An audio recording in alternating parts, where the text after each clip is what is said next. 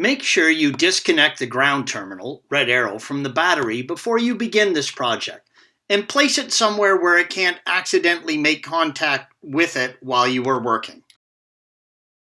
You will need to remove the two air inlet ducts, red arrows, as well as the front engine cover, yellow arrow, to get access to the air filter housing on top of the engine.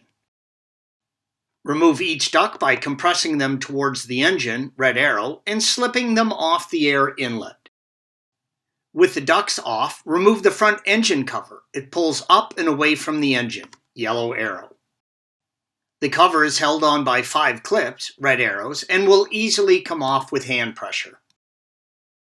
Locate the tensioner and using the Torx driver, turn it counterclockwise 45 degrees. You can now slip the belt off the tensioner and install a new one. You can also lock the tensioner in the open position if you need both hands to install the new belt after replacing the sensor. Turn the tensioner all the way counterclockwise and insert a retaining pin between the rotating part and the tensioner base. If you don't have a retaining pin, you can use a 5mm Allen. This is a picture that shows you the routing of the belt. The tensioner is shown by the red arrow.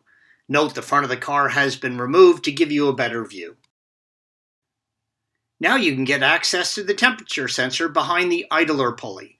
Squeeze the electrical connector, red arrow, and remove it from the sensor. Use a flathead screwdriver and slide the clip, red arrow, that holds the sensor in place up towards the air pump. You will not be able to pull the clip all the way straight up and out without removing the air pump. You will be able to see the grooves that is formed by the thermostat housing, yellow arrow, and the coolant pump that the clip, red arrow, sits in. Slide the clip off to the side and pull the sensor out from the engine. If you haven't drained the coolant to below this level, be prepared for coolant to flow out, catch it, and dispose of it correctly.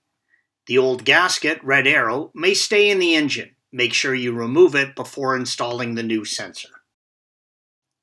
This photo illustrates where the old gasket, red arrow, should have been on the sensor. The new sensor will come complete with the new gasket. Installation is the reverse of removal, and don't forget to top up the coolant. Thanks for watching. Click here to view the original article along with hundreds of other DIY content for your car.